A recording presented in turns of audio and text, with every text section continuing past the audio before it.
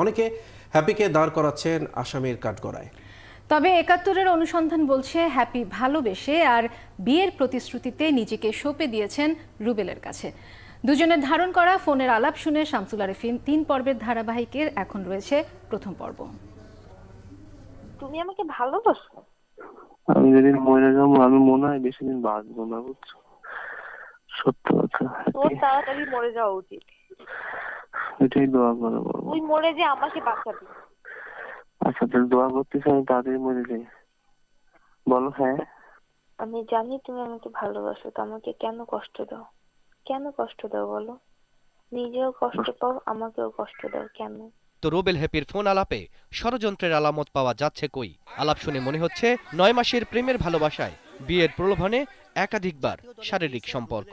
পুরো নভেম্বর মাস জুড়েই ফোনে বিয়ের চাপ দিয়ে যাচ্ছিলেন হ্যাপি। কখনো কৌশলে, কখনো রাগ দেখিয়ে এড়িয়ে গেছেন রুবেল হোসেন। বিয়ের জন্য নিজের ফ্ল্যাট রুবেলের নামে লিখে দিতে চেয়েছিলেন হ্যাপি। আচ্ছা রুবেল, বলো। আমাদের বাসাটা তো ছোট না? আমাদের বাসাটা তো ছোট না? তোমার বাসার চেয়ে তো ছোট। ধরো আমার আম্মু নিজের সামর্থ্যে যতটুকু পেরেছে নিয়েছে। আচ্ছা এই ফ্ল্যাটটা যদি তোমার নামে লিখে দিই তাহলে তুমি আমাকে বিয়ে করবা? কেন? এমনি।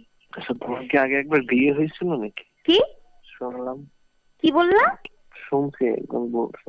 আমার আমার তো ১০০টা বিয়ে হয়েছিল, এটা বলে নাই যে বলছে? না একজনের বলছে তখন নাকি আগে একবার বিয়ে হয়েছিল। একবার কেন, আমার তো ১০০ বার বিয়ে হয়েছিল। সে বলেনি, সে তো তাহলে জানেই না। পুরোটা জেনে কথা বলতে বলো না। নানা সময় হ্যাপিকে বাসায় ডেকে নিয়েছেন রুবেল হোসেন। জাতীয় দলের অনুশীলন পোশাক পরিয়েও ছবি তুলেছেন হ্যাপির। শামসুল আরেফিন, ৭১।